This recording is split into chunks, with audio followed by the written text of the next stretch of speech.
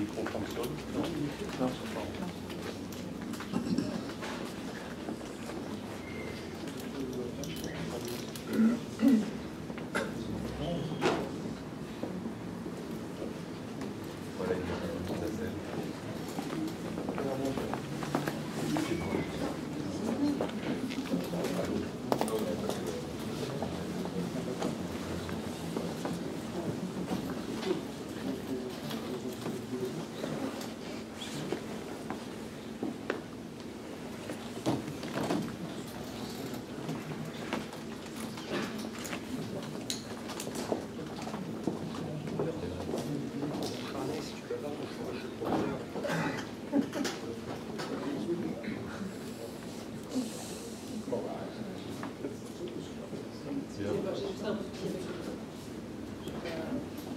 C'est la conférence sur la science.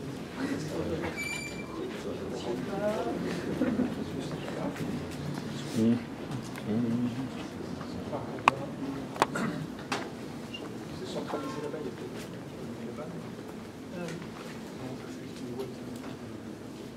Bon, c'est surtout les illustrations en hauteur.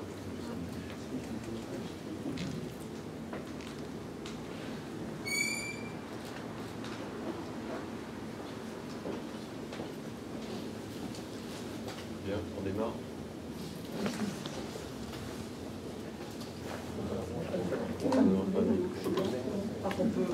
Je pense que qui agissent sur cette table ronde.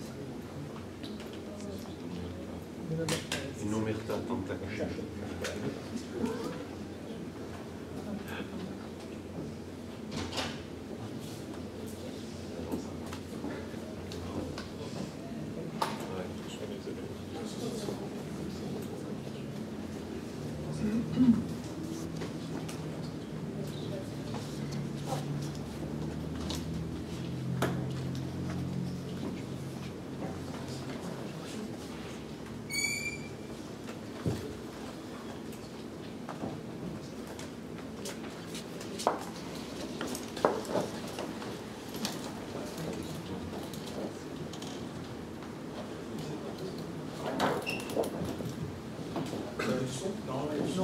C'est bon? Oui. Oui.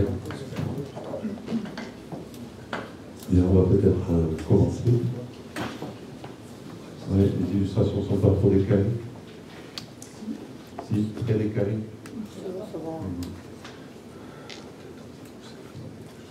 Bon, de toute façon, la plupart d'entre elles sont horrifiques. Donc c'est peut-être bien qu'on les voit pas parfaitement. Et nous allons en profiter pour commencer cette table ronde au sujet d'un personnage, un auteur majeur du début du XXe siècle, qui, dans notre grande série de faire de la nouveauté avec des vieilleries, se pose un peu là, c'est-à-dire c'est Howard Lovecraft. Lovecraft, c'est presque autant que son œuvre une créature mythique, et nous allons essayer avec nos quatre amis ici de vous en parler d'une façon différente que celle que vous pouvez entendre d'habitude. Nous allons l'évoquer dans son biotope, c'est-à-dire à son époque, dans les pubs dans lesquels il a publié, mais on va aller au-delà, on va se rendre compte que finalement c'est un auteur qui a souffert de beaucoup de méconnaissances et qui aujourd'hui se révèle comme quelqu'un d'extrêmement important et qui, excusez-moi, non, c'est pas Toulouse,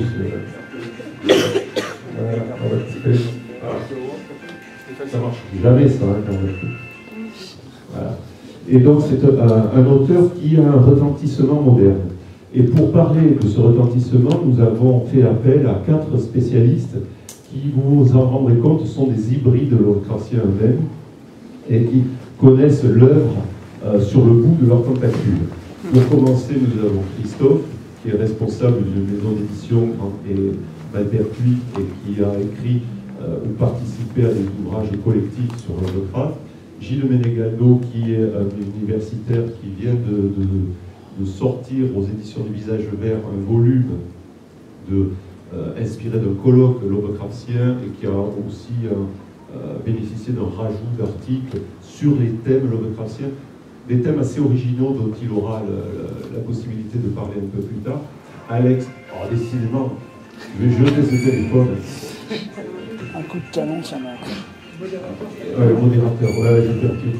Donc Alex, qui est aussi un spécialiste lovecraftien, dans son œuvre graphique, c'est le premier de nos invités graphiques, scénariste, oui, mais disons dans une œuvre dans des bandes dessinées, mais une œuvre plus intégralement personnelle, c'est-à-dire un roman qui a quand même une influence lovecraftienne certaine, et puis va-t-il nous apprendre une continuation qui devrait paraître d'ici peu.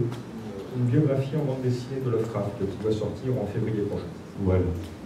Et enfin, François, qui est à ma gauche, qui est responsable d'un magnifique album qui est déjà en rupture, semble-t-il, et qui illustre d'une façon moderne l'appel de Cthulhu, un texte fameux de son auteur, et selon une scénographie assez originale.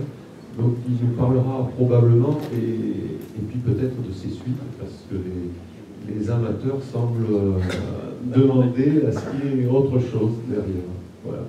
Bon, on va commencer par évoquer la carrière, les débuts de Lovecraft et l'origine de sa littérature, les publications dans lesquelles elle est apparue, ses difficultés, les difficultés qu'il a rencontrées à se faire publier et qui seront certainement à l'origine d'un certain nombre de légendes sur l'auteur, sur son œuvre, et la mythologie.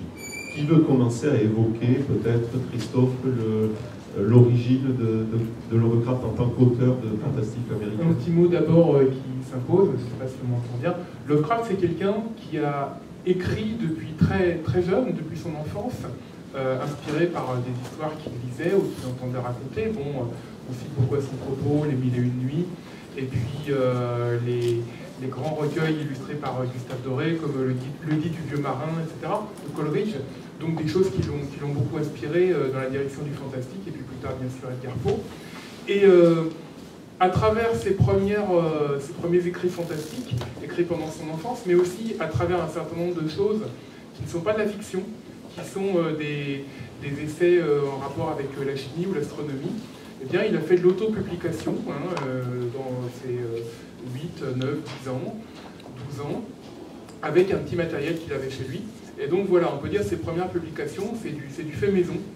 Et l'étape qui lui a fait accéder à une sorte de publication plus réelle, peut-on dire, c'est sa découverte du monde de ce qu'on appelait à l'époque le journalisme amateur, qu'on appellerait plus tard le fandom d'une certaine manière. Enfin, c'était des gens qui se regroupaient en association. Chacun d'eux rédigeait, ou en collaboration ou bien seul, sa propre revue sur des thèmes variés qui pouvaient être généralistes, poétiques, régionalistes, ou toutes sortes de choses. Et à travers l'association, ces revues circulaient d'un membre à l'autre.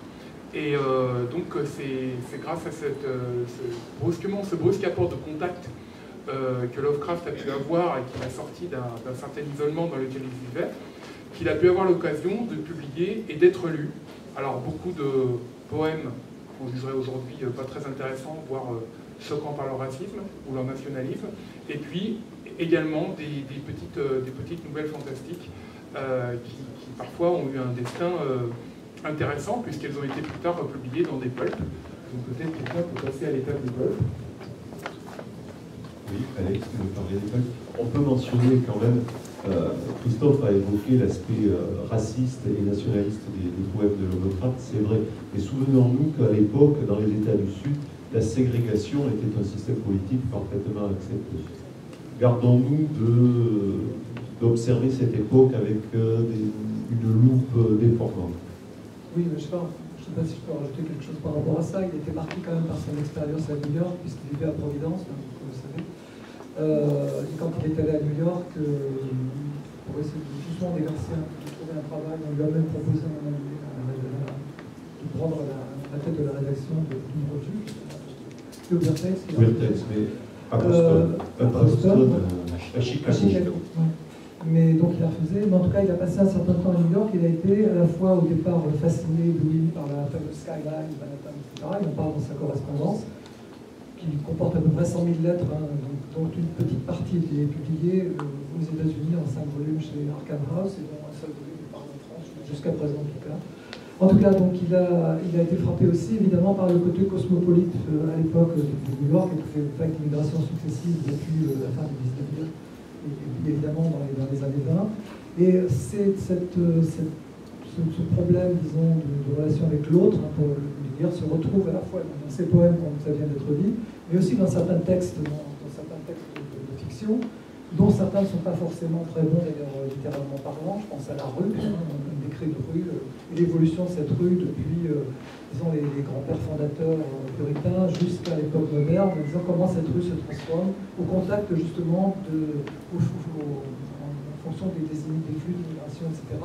Et effectivement, il y a tout un côté fantasmatique et effectivement raciste quand même dans cela, mais je suis d'accord avec toi, il faut replacer là dans un contexte quand même à l'époque xénophobe et parfois raciste. Voilà.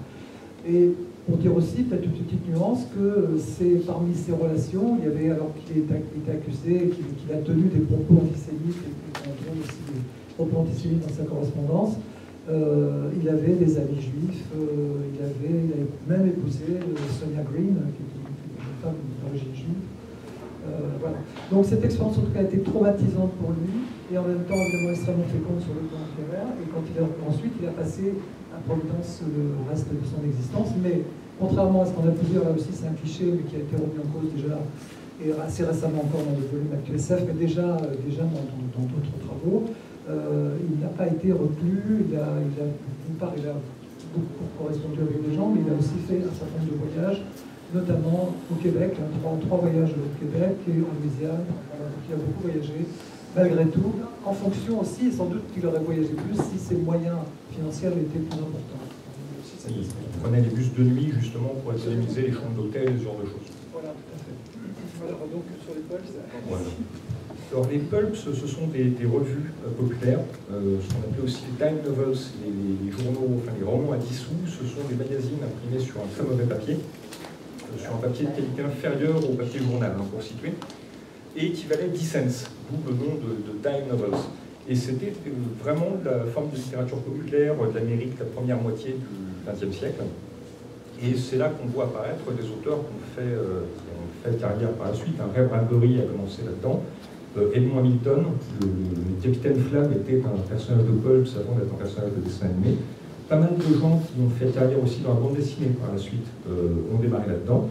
Et celui auquel Lovecraft a le plus collaboré, c'est Weird Tales, les histoires étranges, en traduisant rapidement, dans lequel il se retrouvait au sommaire aux côtés de Robert Howard, l'auteur de Conan et de Solomon Kane, de Clark Ashton Smith, de Catherine Nimour et de pas mal d'autres auteurs qui sont devenus des légendes de la science-fiction et du fantastique. C'était des choses qui payaient très mal, mais qui permettaient d'être publiées. Et on était vraiment dans une littérature complètement populaire, donc certains de ces trucs étaient très mal écrits. Ron Hubbard a commencé là-dedans, et c'était un stacanoviste du pulp, avant d'être un fondateur de secte. Il a eu plus de succès comme fondateur de secte que comme auteur d'ailleurs. Mais je me permets de mettre un bémol. Hubbard était un des millionnaires de pulps et qui a gagné énormément d'argent. Il avait un train de vie comparable à celui de Walter Gibson, auteur de Shadow. Ils étaient quand même quelques auteurs très prolifiques qui gagnaient très correctement leur vie. Après, il ne s'est pas singularisé par la qualité de son œuvre. Clairement pas. Mais c'était une blessure pour Lovecraft d'ailleurs d'être jamais imprimé en volume relié de son vivant. Le seul texte qui a été relié de son vivant, c'était une impression amateur faite par le jeune Robert Barlow, qui a imprimé et relié à une vingtaine d'exemplaires un petit texte. Mais sinon, il a toujours été cantonné à ces magazines. Et il en souffrait clairement parce qu'il estimait que le lectorat des pulps c'était un lectorat un petit peu inférieur, populaire et indigne de lui. C'était quelqu'un d'assez conservateur. Un de ses premiers journaux amateurs s'appelait d'ailleurs le nouveau conservateur. Oui.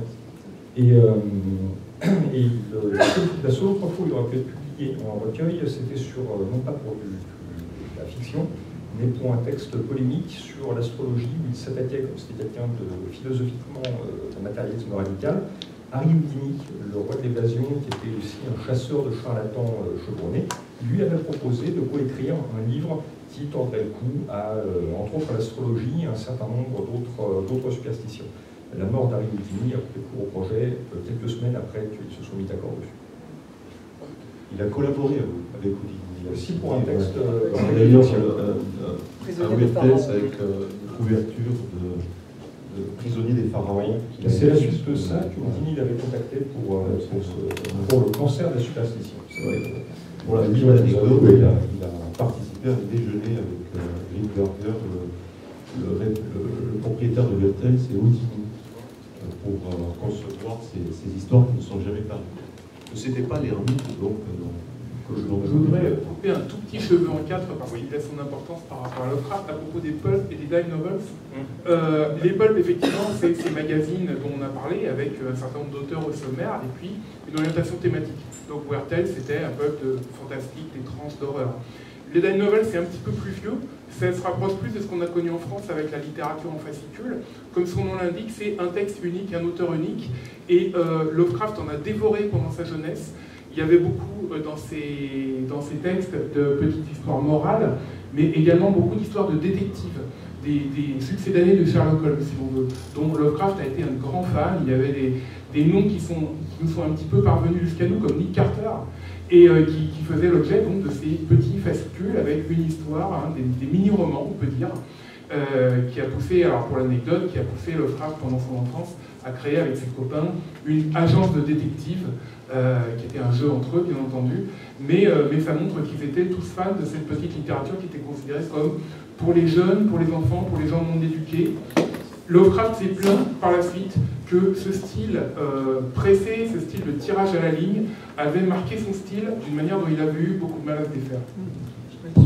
Juste à me dire un mot aussi, je crois que le style de Lovecraft ne correspondait pas du tout à ce que fait les Pulps, donc beaucoup de ces textes ont été refusés, y compris par les éditeurs des Pulps successifs, et ça l'a aussi beaucoup... et là, en plus, il a eu des problèmes avec il n'aimait pas taper ses textes à la machine à écrire, et souvent c'était ses amis, ses proches collaborateurs, ses amis proches, qui tapaient ses textes pour qu'ils puissent être représentés justement. Ça a été le cas, et même par exemple d'un texte très connu maintenant comme Les montagnes hallucinées a été refusé par l'éditeur de Weird. Musclier très cochon. Oui. Voilà, donc c'est juste pour rajouter un petit détail. Oui, on peut même dire que Weird était à la fois un magazine très peu exigeant quant à la qualité des thèmes fantastiques qu'il publiait et d'une certaine littérature, et qui publiait malgré tout des auteurs qui, eux, étaient exigeants sur un plan stylistique. Lovecraft, Smith et d'autres avaient des prétentions et qui les mettaient un peu à part de toute l'écurie des auteurs. Ils avaient une singularité.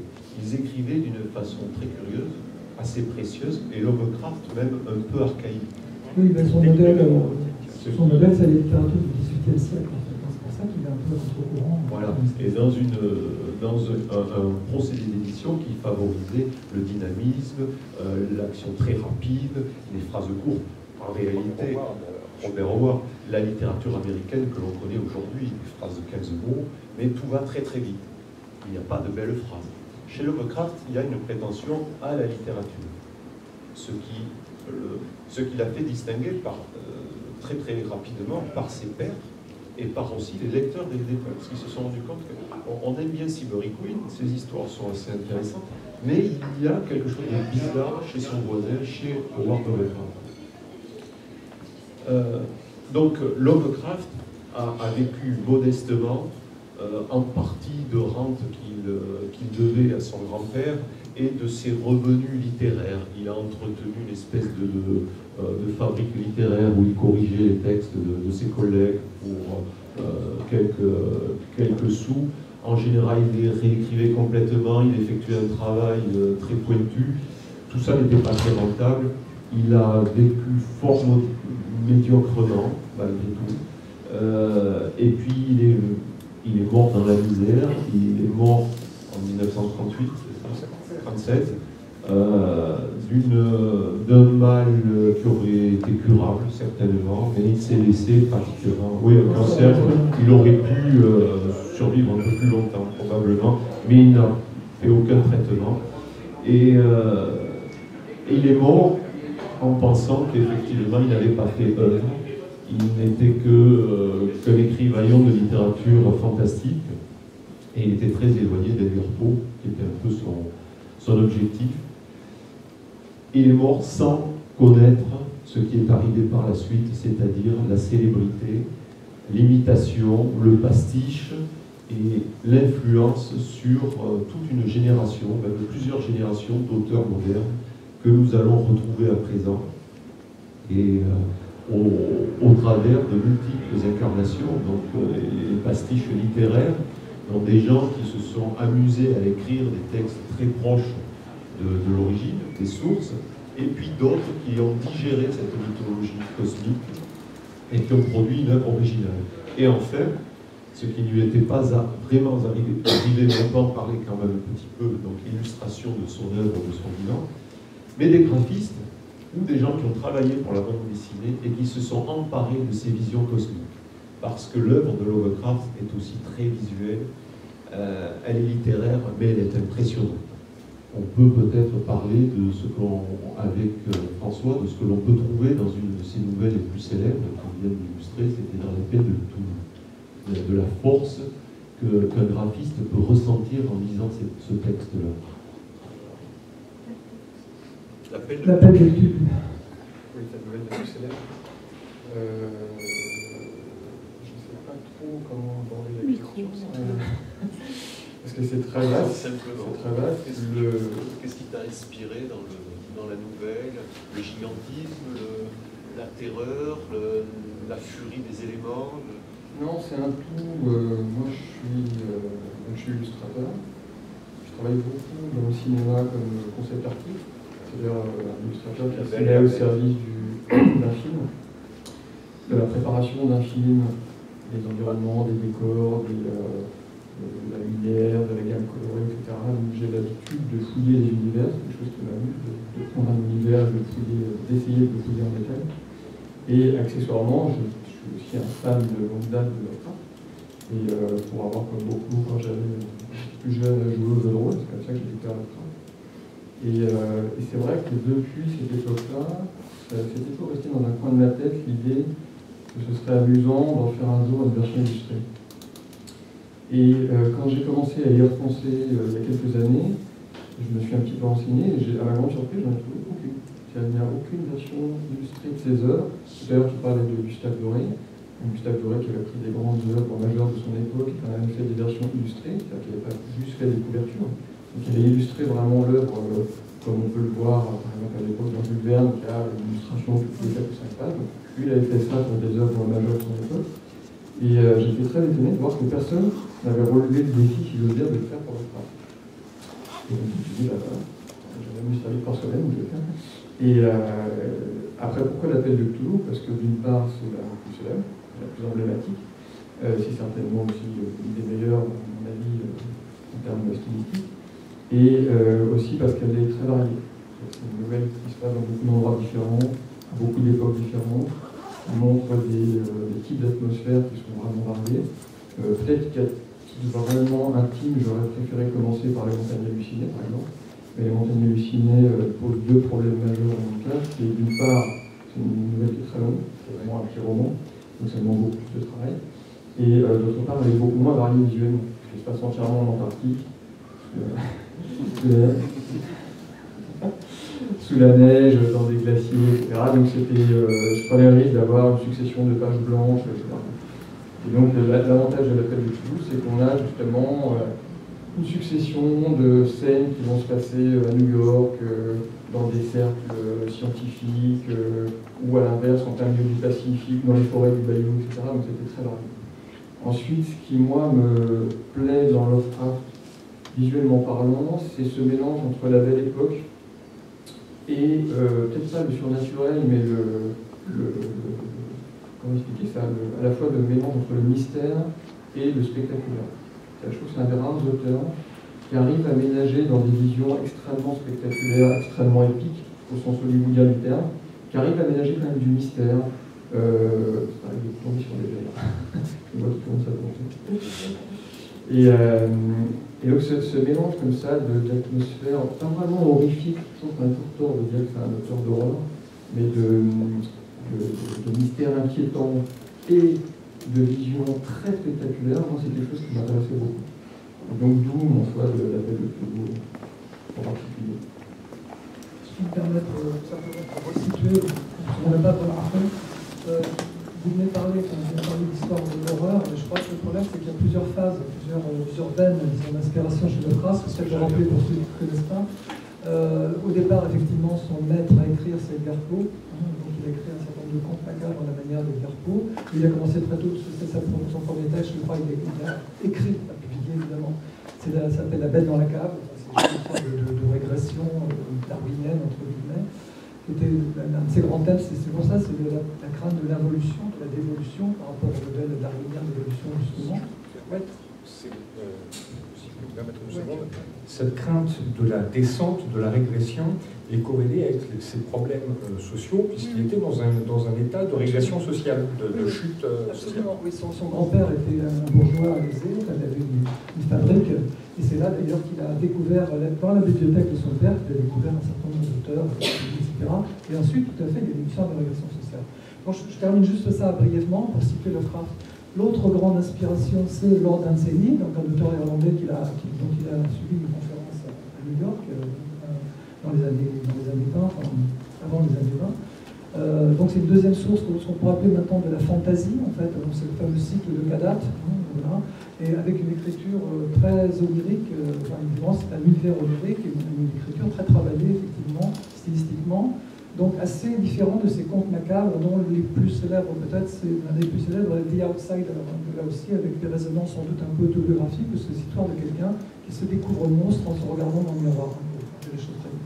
Donc ça c'est le deuxième veine, et ensuite vient, alors l'appel de Cthulhu appartiendrait plutôt à la troisième veine, c'est-à-dire la veine dite mythologique, ce qu'on a appelé, alors improprement, peu importe le mythe de Cthulhu, il appelle ça lui Yog-Sothoth, etc. Faut pas oublier, c'est quelqu'un qui a beaucoup d'humour aussi, donc ce qu'on oublie souvent.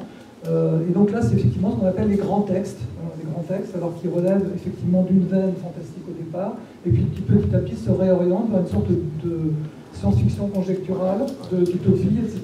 Et donc ça, c'est les montagnes hallucinées, justement, avec là une dimension carrément documentaire, mais qu'on trouve déjà dans l'appel du Cthulhu, et on rappelait tout à l'heure l'intérêt de Lovecraft pour le genre policier.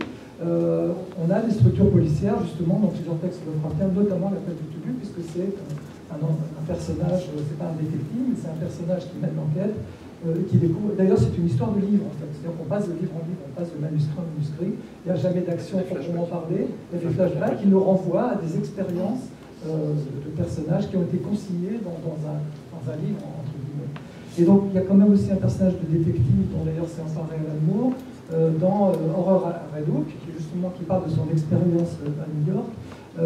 Et là, c'est un l'inspecteur Malone, qui mène l'enquête. Donc il y a bien un lien qui est tout à fait typique de l'époque des années 20 aussi, entre justement l'inspiration policière, Black Mask, et c'est la revue Black Mask, c'est aussi une revue qui ont commencé des auteurs comme Dashiell Hammett, Raymond Chandler, etc. Et la veine fantastique entre guillemets Lovecraft. Et la question du genre, on pourrait développer beaucoup plus évidemment, est très complexe parce qu'on pourrait dire qu'il y a une hybridité générique chez Lovecraft liée à ces différentes sources d'inspiration et aussi à la manière dont il s'inspire du contexte culturel dans lequel il vit. Voilà. Juste pour resituer un peu. Oui, absolument. On peut dire que le traitement des histoires de Lovecraft, c'est un traitement fantastique, mais qui fait parfois appel à des références de science-fiction. Toute une cosmogonie qui, ce ne sont pas des créatures fantastiques, ce sont des créatures physiques qui ont une existence réelle, qui sont inhumaines, mais qui sont biologiques. Alors, qui sont dotés de pouvoirs et de technologies incompréhensibles, qui sont pratiquement des prédateurs quant à notre espèce, mais qui ne sont pas du tout fantastiques. Par contre, le traitement des épigones de Lovecraft, des continuateurs de Lovecraft, sera toujours plutôt l'inspiration fantastique. Alex, c'est ce qui fait...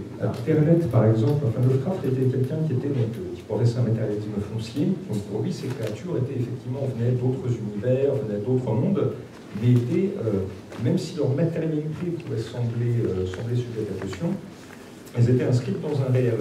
Un continuateur important comme Auguste Derleth, par exemple, est quelqu'un de très religieux et a posé sur le... Alors c'est d'ailleurs Derleth qui a créé l'expression mythe de Cthulhu, et il a plaqué dessus des préoccupations religieuses, avec des dieux plus meilleurs, des dieux plus mauvais, et des entités malveillantes, alors que souvent chez Lovecraft, il n'y a pas forcément... Certaines entités sont malveillantes, mais pas toutes. Certaines sont juste tellement... Elles dépassent tellement dans leur ampleur notre propre existence, que nous sommes de simples fourmis à leurs yeux. Et donc des fourmis qui sont écrasées sans même y penser. Donc il y a cette notion-là chez Lovecraft qui est très importante, et qui fait de son œuvre, de cette partie-là de son œuvre, une forme d'horreur existentielle. C'est de renvoyer l'homme à sa petitesse dans le cosmos. Il faut se rappeler que Lovecraft vivait à l'époque où Edwin Hubble a commencé à prendre en compte les dimensions réelles de l'univers. On avait beaucoup de mal à mesurer l'univers, et Hubble découvre que les galaxies sont en fait, que ce qu'on appelait les nébuleuses à l'époque sont en fait des galaxies extrêmement éloignées. Et là, voilà, et on prend la conscience de la taille de l'univers. C'est quelque chose d'assez nouveau, un peu de l'ordre du vertige pascalien. Et ça, c'est quelque chose que Lovecraft, qui s'intéressait beaucoup à ces choses-là, prend en compte tout de suite et qui exprime immédiatement dans son œuvre. Alors pour cerner le fantastique de Lovecraft, je crois que c'est très important, comme tu l'as fait, de rappeler sa vision scientifique du monde. Je pense qu'il est important aussi de la compléter par sa vision littéraire du monde. Il y a une lettre que je ne saurais qualifier exactement, mais dans laquelle Lovecraft donne sa vision de la littérature qu'il divise en 3 grandes parties. Une littérature qui est centrée sur les personnages et qu'il qualifie de romantique. Une littérature qui est centrée sur les idées et sur les événements, qui ne l'intéresse pas beaucoup. La partie personnage n'intéresse pas énormément. On sait qu'il y a peu de dialogue, il y a peu de relations interindividuelles entre les personnages de Lovecraft. Il est rare qu'il y ait des amours ou des haines très fortes. Il y a plus des relations techniques, des échanges d'informations, des collaborations. Et la troisième type de littérature, qui est celui qui éveille son véritable intérêt, c'est une littérature centrée sur l'atmosphère, qui, selon moi, recouvre en grande partie, ou ça se recouvre mutuellement, la notion de littérature fantastique, c'est-à-dire qu'on n'est pas dans une notion d'ingrédient à introduire, de tel ou tel type de créature surnaturelle qui doit être présente, mais dans la prédominance d'une atmosphère. Donc là, on retombe sur ce que disait quelqu'un dont je ne suis pas extrêmement fan, qui était Jacques Bergier, et qui disait que Lovecraft avait inventé, c'est une formule très brillante, avait inventé le conte matérialiste d'épouvante. Voilà, je trouve que là, on cerne en 3 mots quelque chose d'assez important.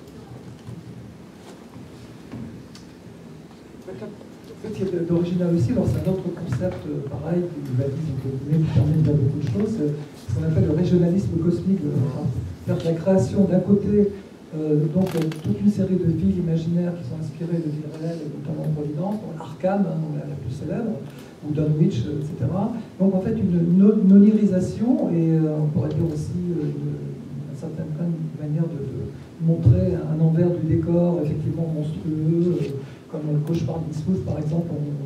On s'aperçoit que les habitants d'un petit port autrefois prospère, en fait, on s'aperçoit qu'ils ont été prospères parce qu'ils ont fait commerce avec des entités, justement, sous-marines, etc., et que ça a donné lieu à une hybridation.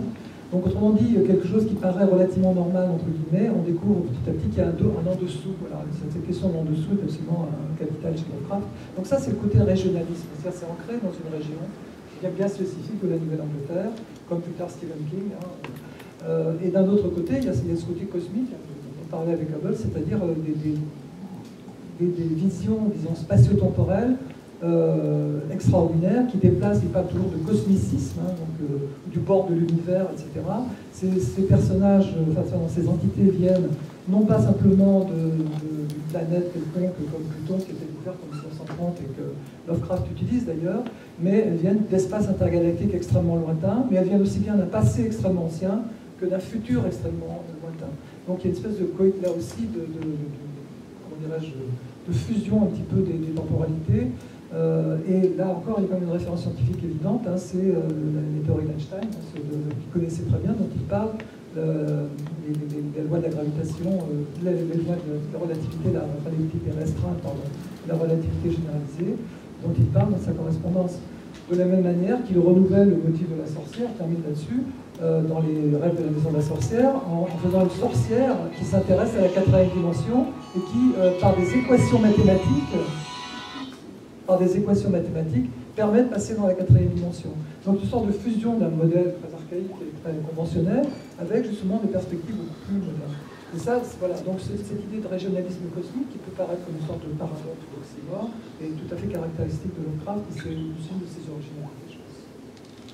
Et comment cet auteur qui est publié dans un pulp mineur est-il arrivé à devenir une icône moderne? Quelle est l'histoire qui a permis à l'émergence de tout ce mythe? Qui veut en parler? Très brièvement, voilà, moi ce que je dirais à ce propos, c'est qu'il y a un petit cocorico à faire tout de même. C'est-à-dire qu'il y a eu des gens en France qui ont connu Lovecraft assez précocement. Hein. Je mentionnais tout à l'heure Jacques Bergier. Jacques Bergier est quelqu'un qui a connu Lovecraft avant la Seconde Guerre mondiale à travers la lecture de pulp, des numéros de Weird Tales qui est arrivé jusqu'à Paris et qui a écrit une lettre à Weird Tales pour dire que Lovecraft était vraiment un super auteur et qui a écrit une autre lettre au moment où on a annoncé la mort de Lovecraft pour dire que la littérature venait de perdre un grand auteur. Donc voilà, Bergier a dit qu'il avait fallu 50 ans d'efforts pour faire connaître Lovecraft au public français. Il a fini par y arriver. En France, Lovecraft a été salué par des gens comme Cocteau. Alors après, il y a des éléments un petit peu critiquables dans cette première arrivée de Lovecraft sur le marché littéraire français, à travers des traductions un peu bizarres, des traducteurs qui pensaient qu'il fallait améliorer le texte de Lovecraft. Mais en tout cas, ça s'est fait. Et puis, pendant qu'il y avait la maison d'édition Arkham House aux États-Unis, qui avait été fondée par Auguste Derleth, dont on parlait tout à l'heure, ami et continuateur de Lovecraft, un petit peu traître sur les bords, mais enfin ami quand même, et Donald Wandrei, un autre ami de Lovecraft, qui essayait, malgré des grosses difficultés financières, qui essayait de publier en recueil l'intégralité des textes de Lovecraft qui menaçaient d'être perdus, parce que, comme on l'a dit tout à l'heure, le papier pulp se conserve mal. Si vous avez des exemplaires de Weird Tales entre les mains aujourd'hui, vous avez intérêt à bien y faire attention, parce que le papier part en lambeaux. Et donc Arkham House vivotait, alors qu'en France, Lovecraft était publié chez De Noël, dans la collection Présence du futur, ce qui n'était pas rien, hein, le numéro 1 de la collection. Alors, je sais plus, il y a eu les Chroniques martiennes de Bradbury et il y a eu la couleur tombée du ciel de Lovecraft. Donc, voilà, c'était même dans la présentation en format, il y a des rééditions. Oui. Donc c'est signe que les bouquins de Lovecraft sont bien vendus. Ce qui n'est pas le cas, par exemple, des œuvres de science-fiction. Première présentation de Présence du futur, il n'y a qu'une édition, il y a même des rebrochages ensuite. Hors Lovecraft, je suis d'ailleurs, il y a deux impressions, 2 tirages. Et à un moment, pour faire court, il y a eu une certaine surprise des Américains qui ont débarqué à Paris et qui se sont rendus compte qu'à Paris, on connaissait Lovecraft, qu'il était imprimé, publié et vendu. Et qu'il y avait des intellectuels qui s'intéressaient à lui, hein, puisqu'il y a eu un exemplaire des très intellectuels Cahiers de Lerne, qui parlaient habituellement de gens comme Joyce et Borges, et qui se sont consacrés, avec plus ou moins de bonheur, mais peu importe, à Lovecraft. Donc on peut dire que Lovecraft a fait un détour par notre pays, avant de revenir dans son pays d'origine, et puis évidemment, ce qui plaît en France en général inspire des gens dans les pays latins qui nous entourent, en Italie, en Espagne et dans le reste de l'Europe continentale, surtout avec une aura d'intellectualité.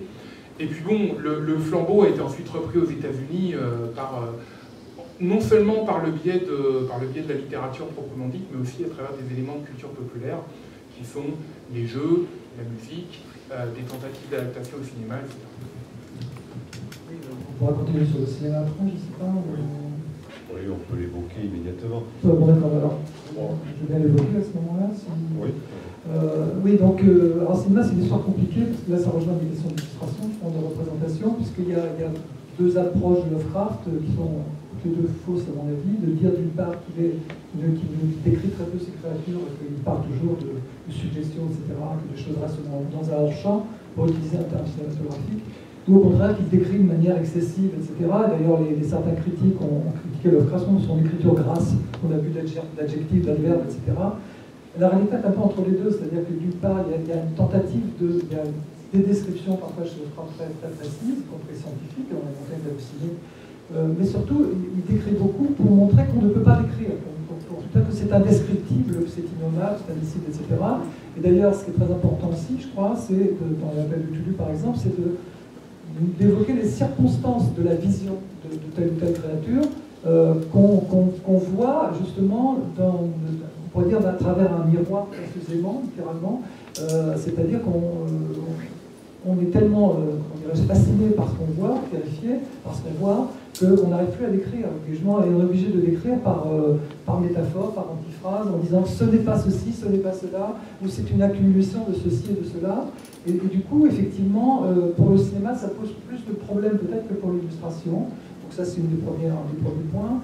Le deuxième point, c'est que pour un auteur, pour un cinéaste, pardon, qui recherche une histoire qui va intéresser un public un peu large, donc il y a très peu de femmes, effectivement, les femmes ont des rôles extrêmement précis, limités, pour en parler, souvent des femmes dégénérées, des sorcières, etc.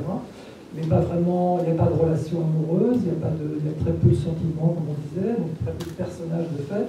Donc comment rendre compte d'un univers Lovecraftien avec en plus la nécessité d'évoquer des créatures qui viennent de l'hyperespace et qui ne ressemblent à rien de connu, etc.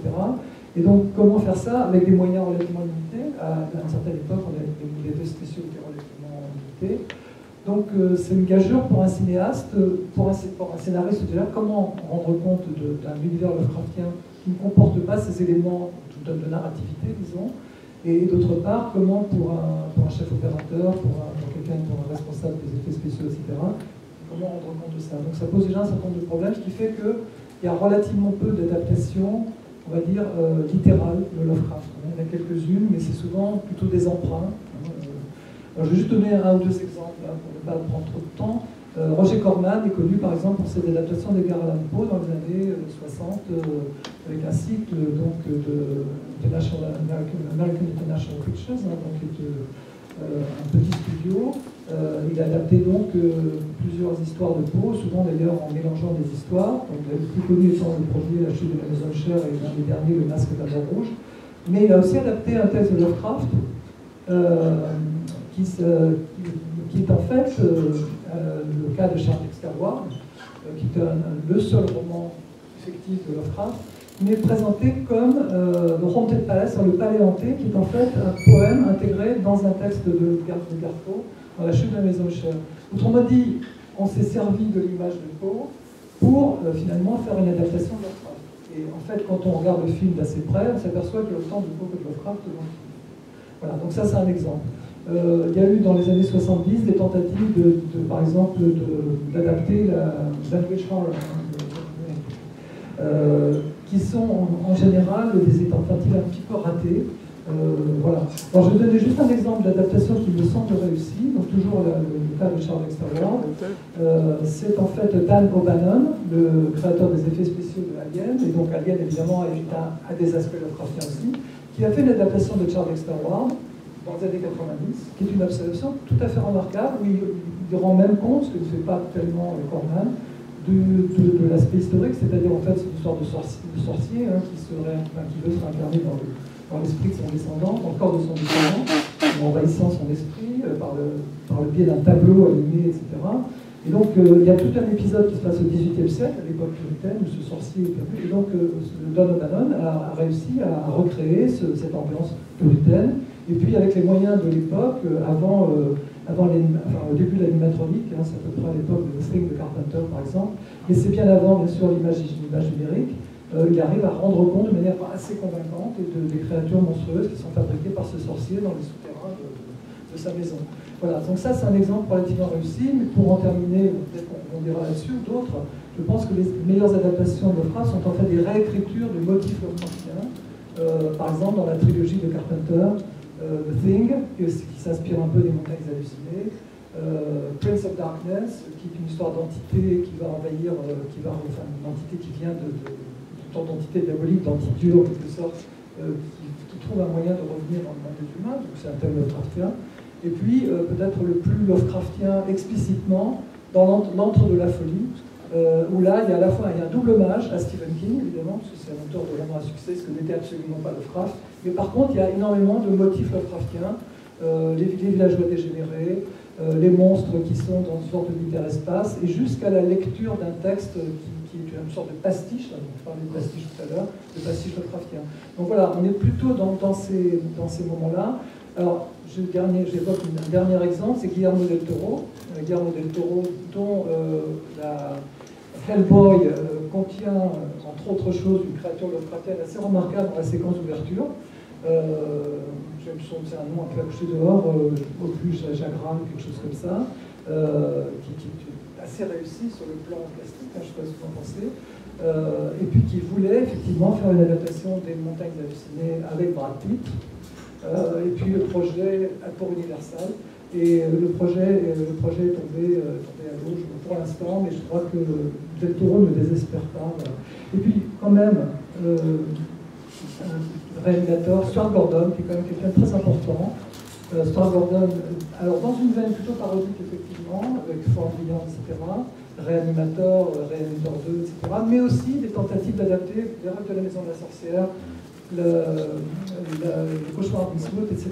Donc il y a quand même toute une tentative de ça, et puis il ne faut pas oublier aussi un festival, quand même, ça c'est assez original et rare. Il existe un festival de cinéma entièrement consacré à Lovecraft, où il y a donc justement une société, une sorte d'association d'amateurs et d'admirateurs de Lovecraft qui organise un festival tous les ans, à Portland, je crois, où on montre des longs-métrages et des courts-métrages de Lovecraft. Voilà, j'étais un peu long, mais là, nous avons abordé le domaine de l'image et effectivement, on peut dire qu'aujourd'hui, la connaissance de Lovecraft est véhiculée par l'image. Parce que la littérature s'est emparée quelque peu de son œuvre après sa mort, mais sans grand retentissement. Par contre, depuis une bonne vingtaine d'années, les graphistes se sont emparés de la mythologie Lovecraftienne. Et François a évoqué les jeux de rôle avec lesquels il est rentré en connaissance de ce monde, mais il n'y a pas eu que les jeux de rôle. Il y a des tas d'illustrations, et les Américains ont produit des comic books inspirés par l'œuvre de Lovecraft dans une grande veine de renaissance du fantastique américain. Et ces publications-là n'ont pas peu contribué non plus à la popularisation auprès de nouvelles générations de l'œuvre de Lovecraft. On citait Hellboy, mais Hellboy, au départ, c'est un comic book signé Mike Mignola qui revendique pleinement, et d'ailleurs en moment nommément, l'affiliation avec Lovecraft. Mais ça va même plus loin qu'une vingtaine d'années, parce que dès les années 70, on a en Argentine Alberto Breccia qui fait de très très belles adaptations de Lovecraft, entre autres Un cauchemar d'Innsmouth ou La vie, qui est absolument magnifique. Il y a aussi Andreas, dans le domaine franco-belge, dont Rorke, par exemple, la série Rorke emploie énormément de motifs Lovecraftiens, ne serait-ce que la maison au bord de la falaise, exposée à des influences périodiques et cosmiques, et aussi son Cromwell Stone. Le premier roman graphique de la série Cromwell Stone est un pur hommage à Lovecraft, qui le cite d'ailleurs en exergue. Mais c'est de toute façon un réservoir de motifs et de tropes narratifs dans lequel les auteurs de bande dessinée piochent allègrement depuis au moins, je dirais, une petite quarantaine d'années. Si je ne me trompe pas, Andreas a même réalisé une biographie de Lovecraft. Il y a eu un petit texte en fait sur la rencontre entre Lovecraft et Robert Barlow dans les révélations posthumes. Voilà. Il y a aussi un texte dedans, un récit sur Jules Verne, un autre sur Agatha Christie, mais il y a un petit récit de 6 ou 8 pages sur Barlow et Lovecraft. Donc là, on est dans le plein travail graphique de l'adaptation du mythe en bande dessinée. Ce qui est un peu contrepartie de toute cette imagerie et le développement